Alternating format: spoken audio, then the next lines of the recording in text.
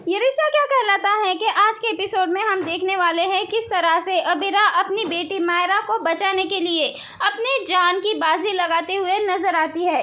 जी हाँ दोस्तों, आप सभी ने देखा ही होगा प्रोमो में किस तरह से बाल सुधार गृह में भेज दिया गया है मायरा को, क्योंकि उस पर लग चुका है इल्ज़ाम कि उसने मेहर को दिया है धक्का।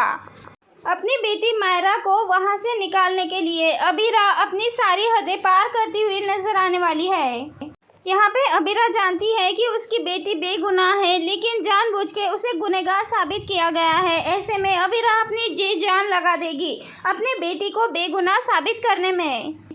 अब यहाँ पे हम देखने वाले हैं अबीरा चली जाती है सीधे सबूत जुटाने के लिए, जहाँ अपनी जान को जोखिम में डालकर अबीरा सीसीटीवी फुटेज निकाल के ले आती है, जहाँ हम सभी देख रहे हैं हॉस्टल वाले, पुलिस वाले सभी मेहर के पिता के साथ चल रहे हैं।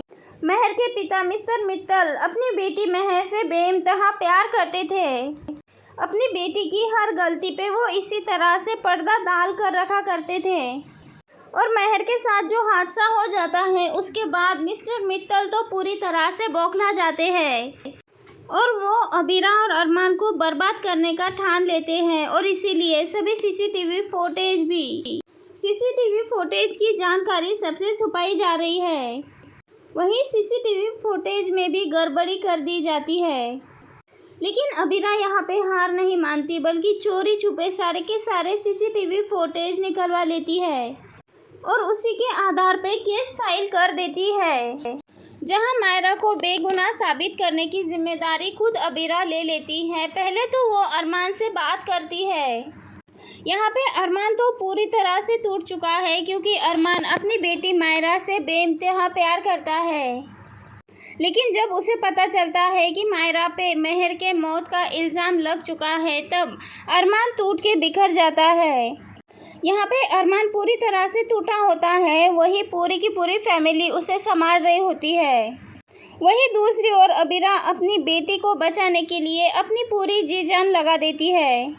और तभी अरमान कहता है, एक माँ से बेहतर अपने बच्चे का केस कोई भी नहीं लड़ सकता, तुम्हें ये केस लड़ना होगा और अपनी बेटी को बचाना होगा।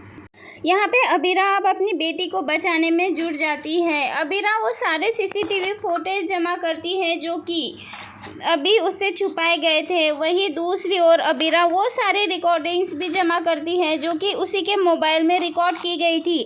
उसने खुद बताया था किस तरह से वो वानी और अबीरा दोनों को ख़त्म करना चाहती है, और साथ ही में मायरा को ये सच्चाई पता चल गई थी, इसीलिए मायरा को भी तुरंत ही अबीरा इस केस को हैंडल करने में जुट जाती है, क्योंकि मायरा की गिरफ्तारी हो चुकी है और तुरंत ही बाल सुधार आश्रम में उसे भेज दिया गया है।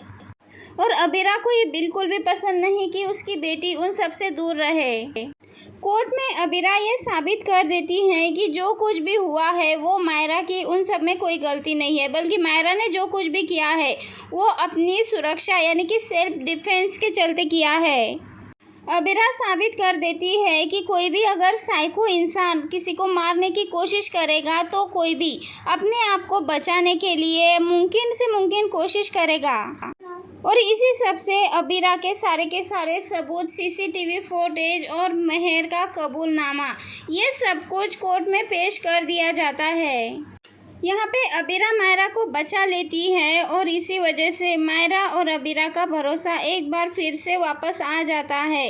मायरा अपने मम्मी और पापा की दोबारा से शादी कराती है और दोनों को साथ में लेके आती है, और इसी से इन तीनों का भरोसा एकदम और भी ज़्यादा पक्का हो जाता है। लेकिन क्या दोस्तों, कहानी यहीं पे ख़त्म होने वाली है? नहीं, अब यहाँ पे असली खतरा तो अभी बाकी है दोस्तों, क्योंकि कहानी में सिर्फ हमें ये दिखाया गया है कि मेहर के सर पे चोट लगी है, ये नहीं कि अब मेहर नहीं रही। अगर मेहर बच भी जाती है तो दर्शकों का ये मानना है कि मेहर को कड़ी से कड़ी सज़ा होनी चाहिए। कुछ ऐसा होना चाहिए जिससे कि मेहर को अपनी गलती का एहसास होना चाहिए, उसे अपनी गलती पे शर्मिंदा होना चाहिए। वही कहानी में मेहर अपने आप को सबसे सेफ समझ रही है, क्योंकि उसका सच अभी तक किसी के सामने नहीं आया।